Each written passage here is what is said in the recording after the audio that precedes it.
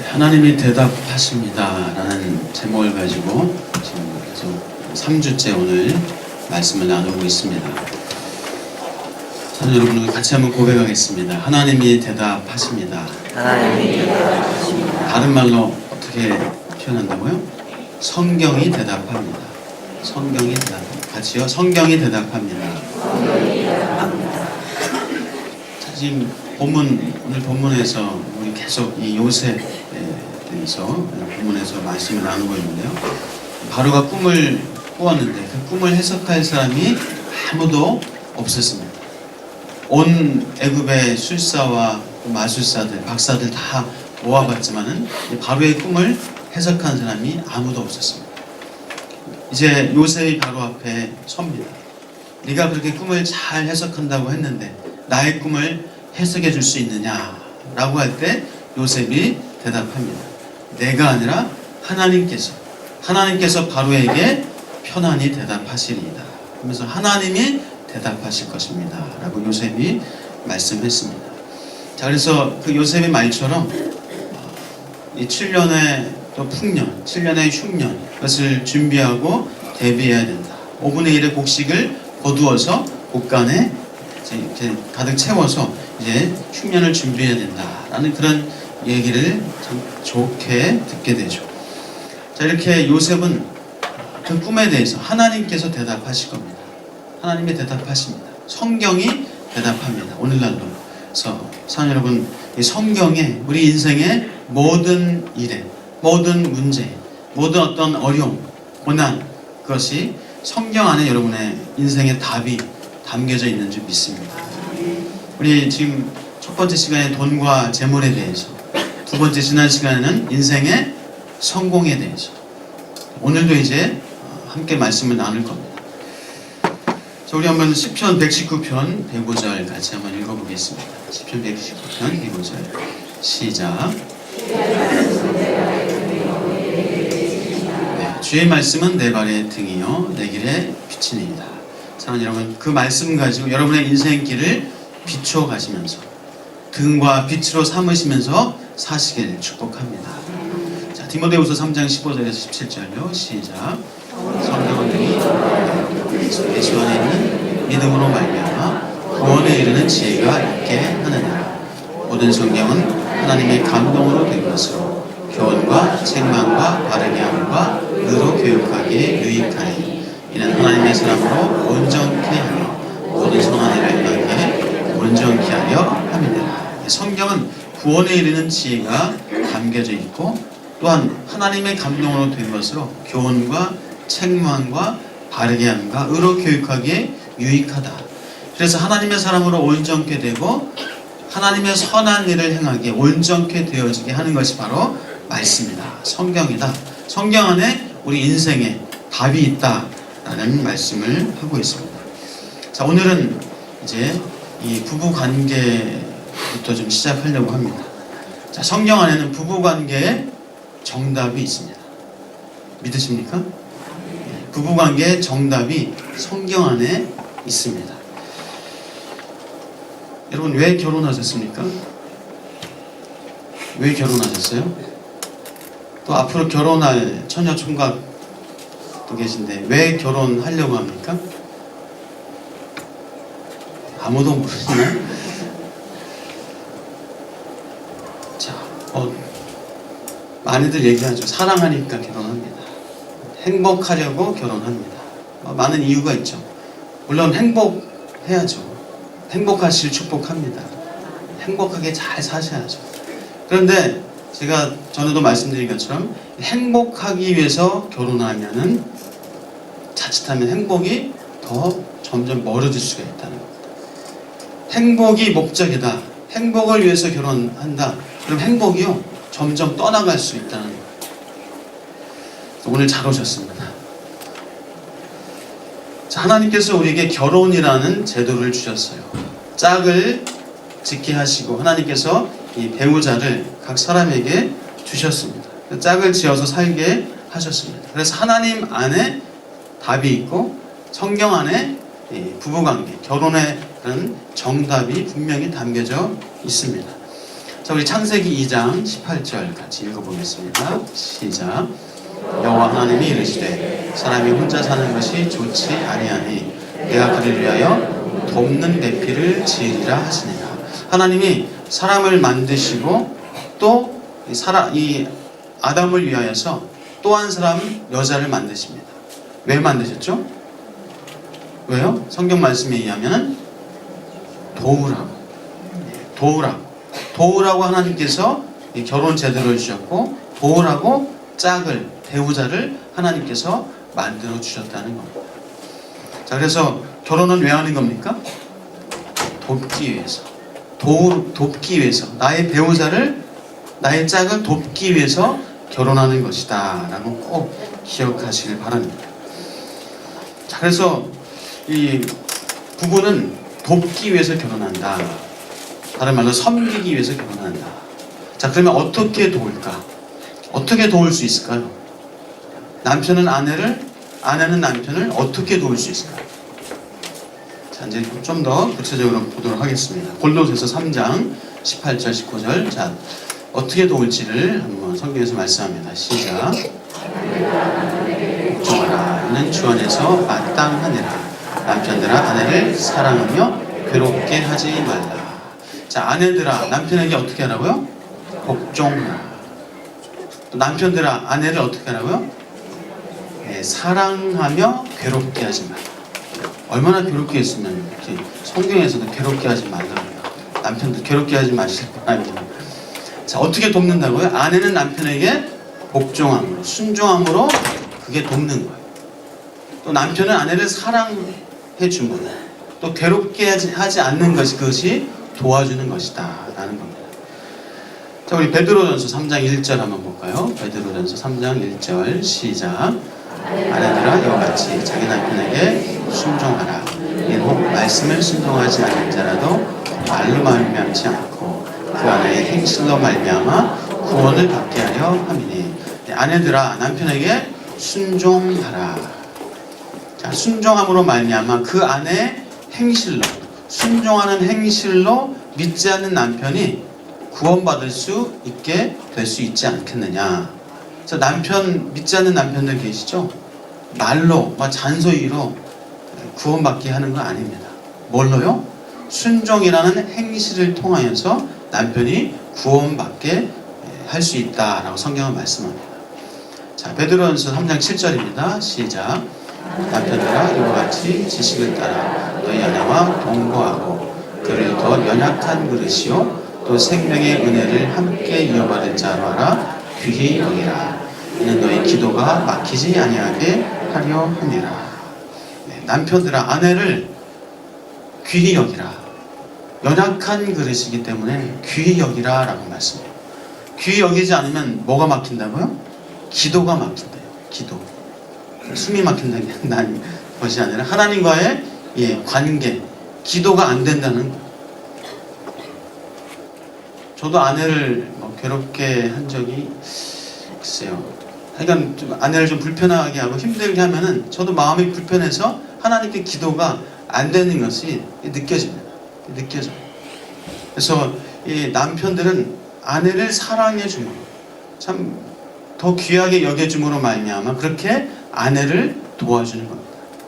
아내는 남편에게 순종함으로, 남편은 아내를 사랑함으로 그렇게 돕는 것이다 라는 겁니다. 자, 아내는 남편에게 순종하는 것이 남편을 돕는 것이다 라고 말씀드렸는데, 자, 왜 돕는 것인가? 왜 순종하는 것이 돕는 것인가? 자, 순종하는 아내가 남편에게 순종하면요, 그 남편은 어떤지 아세요? 그 남편은 힘이 납니다. 힘이 나요. 일할 맛이 납니다. 돈 벌고 싶어져요. 돈 벌 맛이 납니다. 살 맛이 나요. 아내가 순종해주면요, 순종하는 아내가 있으면요, 살 맛이 나고 일할 맛이 나고 아내를 위해서 뼈가 으스러지도록 일해서 돈 벌어오고 싶은 그 마음이 생긴다는 거예요. 남편을 돕는 것. 지혜로운 여인은요, 남편에게 순종합니다. 그러면 오히려 그 남편에게 순종할 때 그 남편을 도와주는 것이고 결국은 그 복이 나한테 돌아오는 거예요. 그 아내한테 돌아가요. 왜요? 남편이 살만 나니까, 남편이 일할 만 나니까, 돈도 잘 벌어오니까 결국은 그것이 아내한테 돌아오는 거예요. 지혜로운 아내는요, 순종하는 아내가 그래서 지혜로운 아내입니다.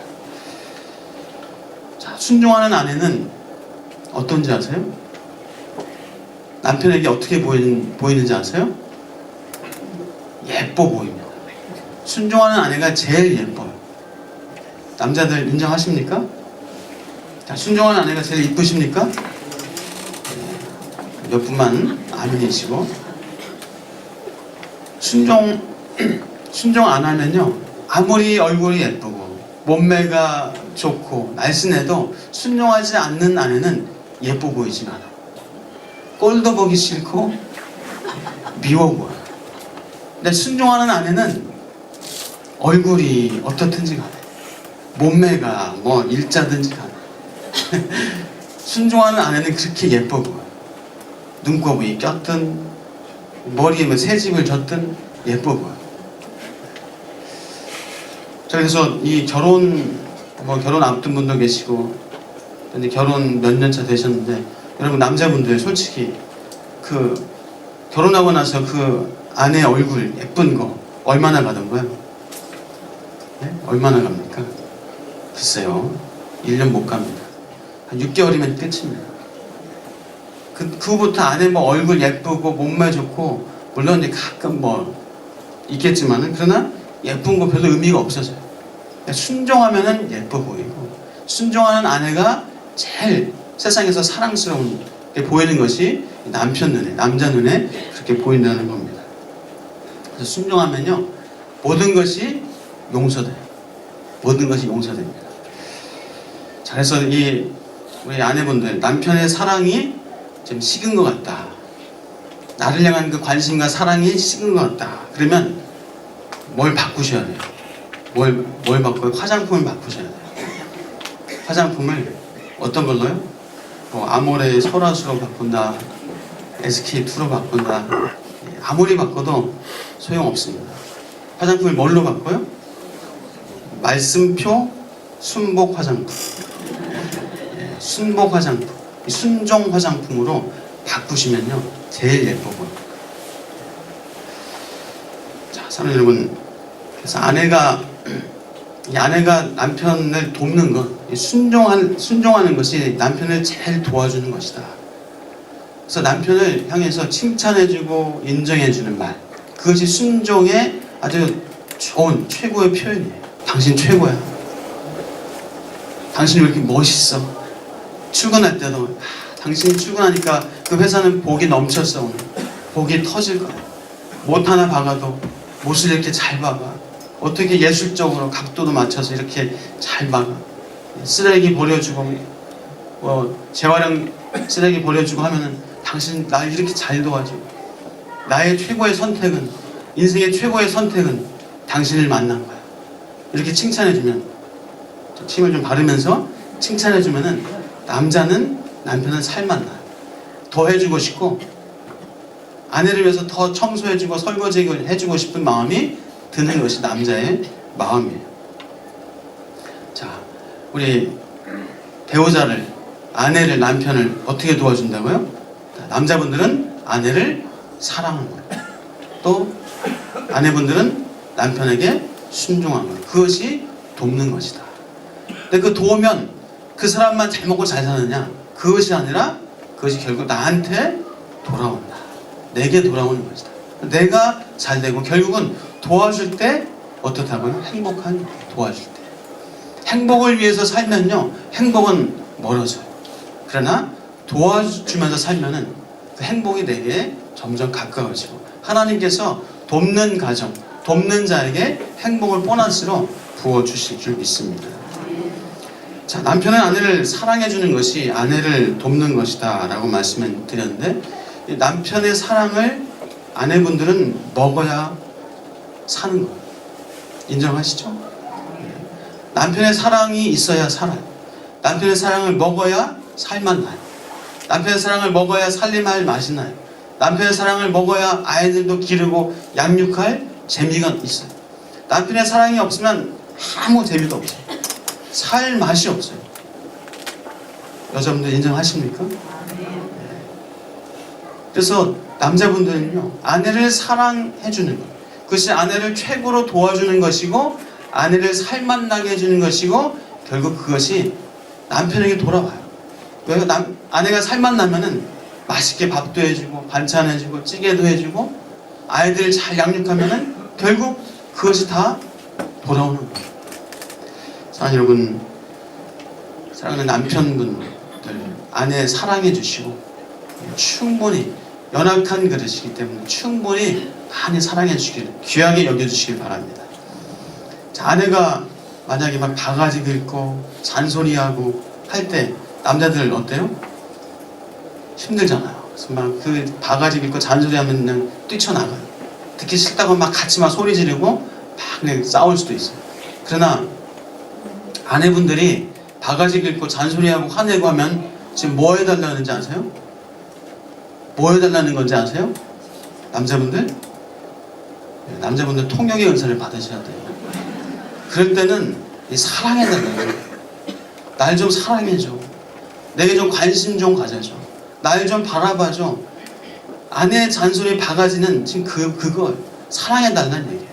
근데 남자들은 이 통역의 은사를 못 받아가지고 그냥 잔소리만 듣고 귀찮고 짜증나고 해서 그냥 지금 뛰쳐나가버리고 안 듣겠다고 귀 막아버려요.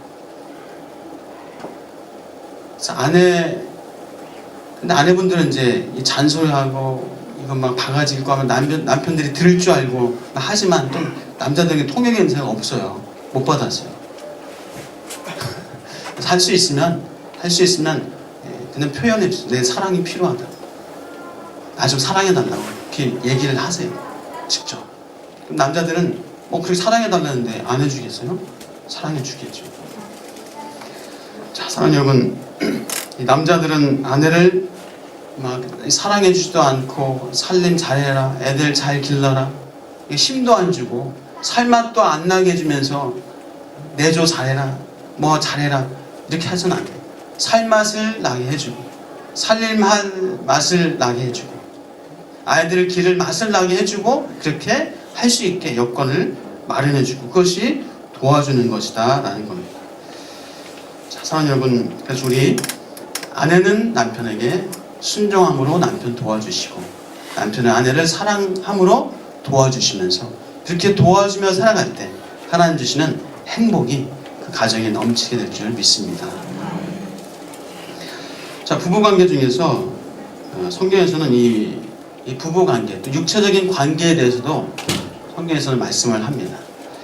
부부는 자신의 몸을 주장하지 못하고 배우자가 그 몸을 주장하라라고 가르쳐주고 있습니다. 다시 말해서 내 몸은 내 것이 아니라 배우자의 것이다. 그런 의미입니다. 자, 고린도전서 7장 1절에서 5절 한번 같이 읽어보겠습니다. 시작.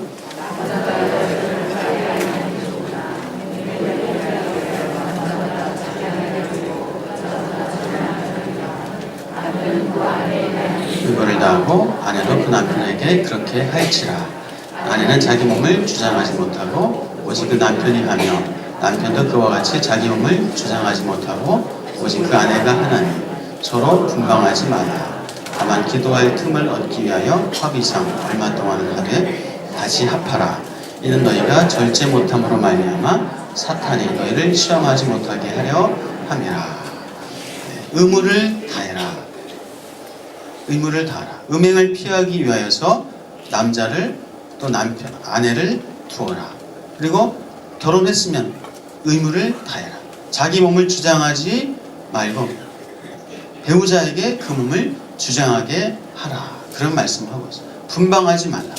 특별히 기도할 것이 있어서 기도하는 것 외로는 분방하지 말라. 아무리 부부싸움 했더라도 부부싸움 혹시 했더라도 할 수 있으면 분방하지 마시고 등을 좀 서로 돌리고 자는 한이 있더라도 그렇게 분방하지 않으면요 좀 더 빨리 회복이 되게 됩니다. 자, 그래서 성경에서는 남편을 만족시켜 주어라, 아내를 만족시켜 주어라 라고 말씀합니다. 이건 정신적으로 육체적으로 그렇게 만족시켜 주어라 라고 말씀을 하고 있어요.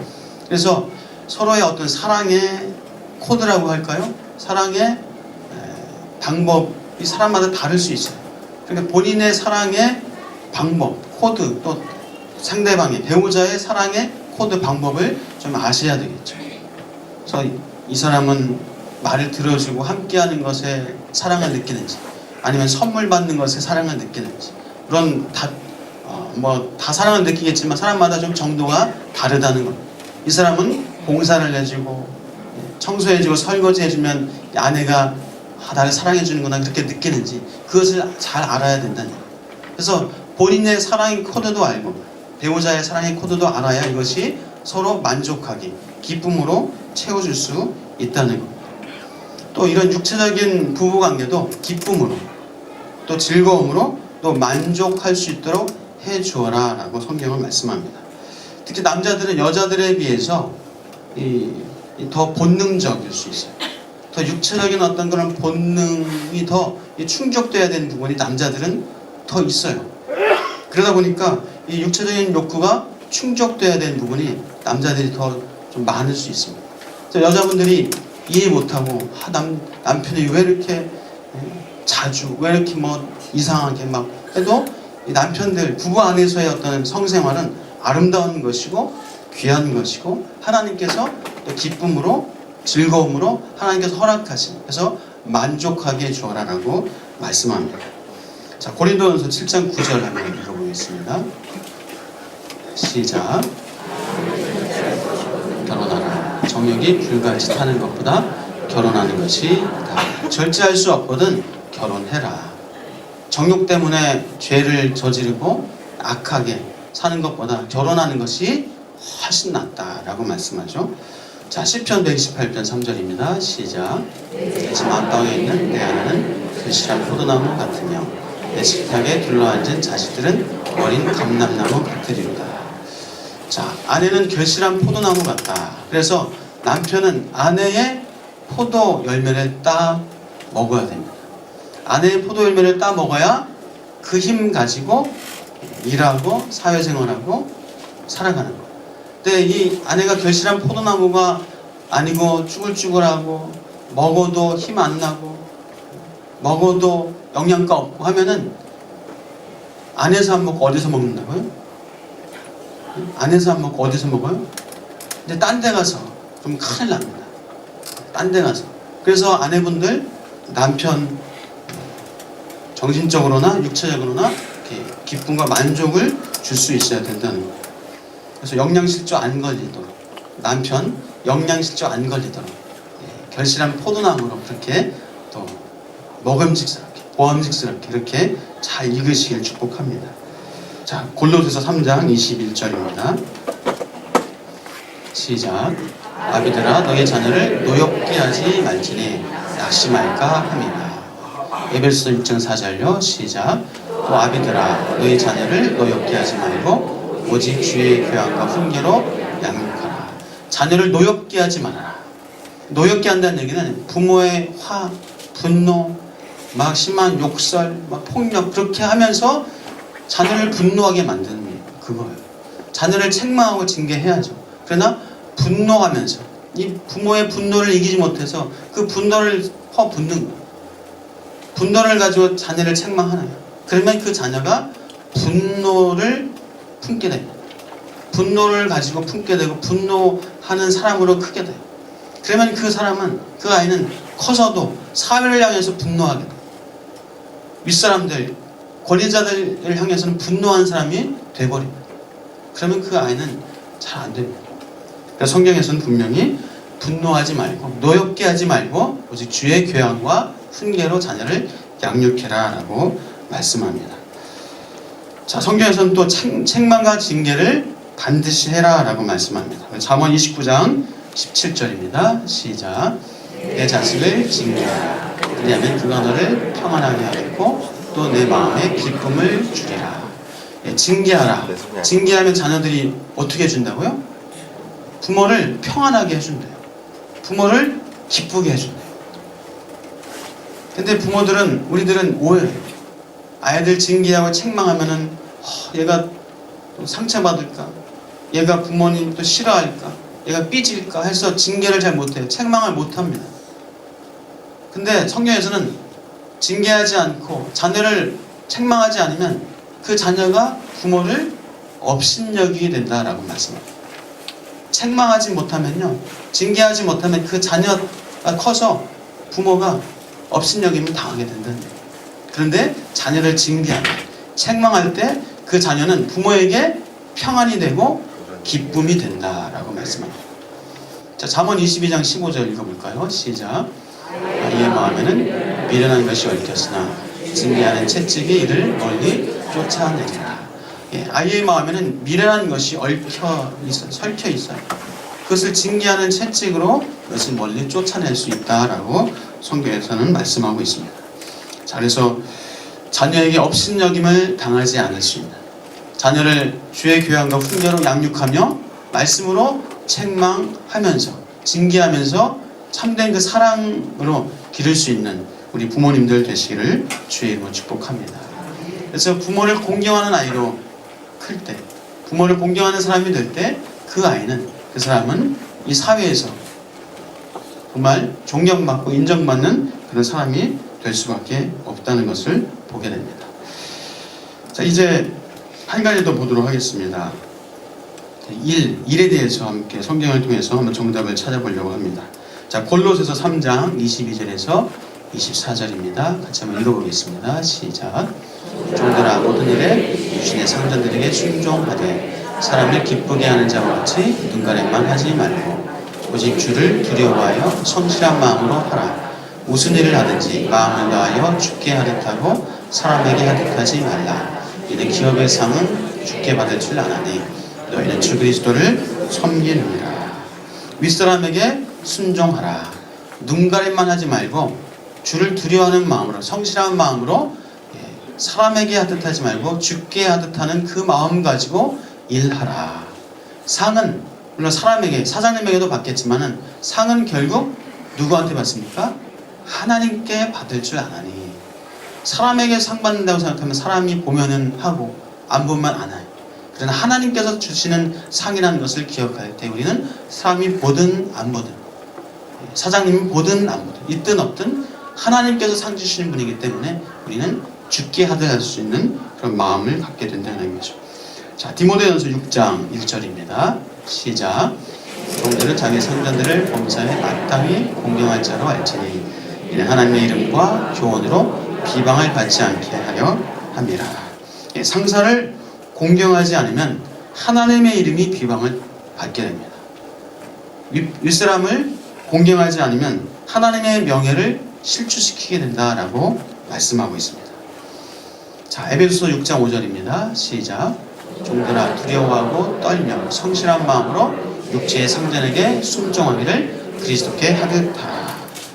육체의 상전에게, 상사에게, 사장님에게 순종하는 것을 그리스도에게 순종하듯이 그렇게 해라라고 말씀합니다. 그래서 종업원 되시는 분들, 직원 되시고 회사에 출근하시는 우리 그런 분들 많으실 텐데 여러분의 상사, 윗분들, 사장님에게 순종하시는 것을 예수님께 순종한다는 그 마음 가지고 순종하시길 바랍니다.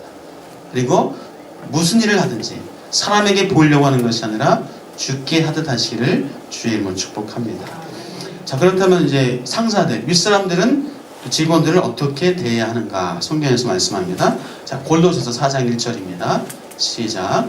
상전들아 의와 공평을 종들에게 베풀지니 너희에게도 하늘의 상전에 계심을 알지어다.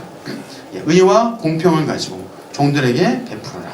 종들을 요즘 말로 하면 이제 직원들, 종업원들을 이제 사랑으로 또 인격적으로 공평하게 대해라, 그런 말씀이죠. 자, 에베소서 6장 9절 한번 볼까요? 시작. 상전들아 너희도 그들에게 이와 같이 하고 위협을 그치라. 이는 그들과 너희의 상전이 하늘에 계시고 그에게는 사람을 외모로 취하는 일이 없는 줄 너희가 알리라. 힘 있다고, 높은 자리 있다고 위협하고 겁주고 그렇게 하지 말아라. 인격적으로 대하라. 지금 그런 얘기죠.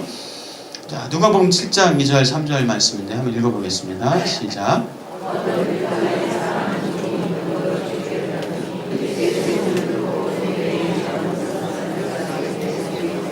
그 종을 구해 주시기를 청하니라. 자, 이것은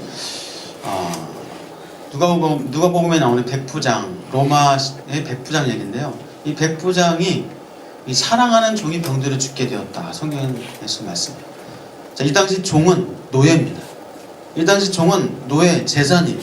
그래서 종이 병들어 죽게 됐으면 재산이 손해되는 거예요. 그래서 아주 이 주인한테 아주 나쁘게, 악하게 주인의 재산을 이렇게 좀 재산이 손해나게 하는 그런 짓을 한 거기 때문에 주인으로서는 아주 기분이 얼짱고 나쁜 어떤 그런 일이에요. 그런데 이 백부장은 그 종을 사랑했다고, 병들어 죽게 된 종을 사랑해서 지금 예수님께 사람을 보내서 와서 좀 치료해달라고 구해주시기를 청하는, 그 정도로 지금 이 종을, 노예를 사랑했던 이 백부장의 모습을 우리가 누가복음을 통해서 보게 됩니다. 자, 사랑하는 여러분, 여러분의 혹시 경영하시고 직접 사업하시고 또 직원들, 종업원들을 또 이렇게 같이 일하시는 그런 사장님들 계시죠? 직원들을 종처럼 부리거나 기계의 부속품으로 소모품처럼 그렇게 대하지 않고 내 성공의 어떤 도구로만 그렇게 대하지 않길 바랍니다. 인격적으로, 사랑해주고 또 공평하게 하나님이 나에게 붙여주신 동력자로 대하는 그런 마음이 있으면 참 좋겠습니다. 자, 또 일에 대해서 한 가지만 더 보도록 하겠습니다. 잠언 22장 29절입니다. 시작. 내가 자기 사업에 근실한 사람을 보았느냐? 이러한 사람은 왕 앞에 설 것이요 천한 자 앞에 서지 아니하리라. 무슨 얘기입니까? 성실하게 자기 일에 근면하게 일하고 살아갈 때 왕 앞에 설 것이다. 다시 말해서 존귀하고 보배로운 그런 인생을 살게 될 것이다. 영광스러운 인생을 살게 될 것이다. 비천하지 않고 헐벗지 않고 가난하지 않고 성실하고 근실한 사람들은 그렇게 살 것이다 라고 성경에서 말씀합니다. 자, 오늘 이제 부부관계에 대해서, 부모와 자녀 관계에 대해서, 또 일터에서의 사람 상사로서 또 직원으로서의 이 관계에 대해서 말씀을 성경 안에 있는 이 답을 함께 보았습니다. 우리 성경 안에 있는 답, 성경은 말씀합니다. 우리 삶에 이런저런 많은 삶 가운데 있는 우리 삶의 이런 문제, 어려움, 온 일상의 삶들을 성경에서 말씀합니다. 그 말씀 가지고, 그 정답 가지고 여러분 힘있게 능력 있게 행복하게 살아가시길 주의 이름으로 축복합니다.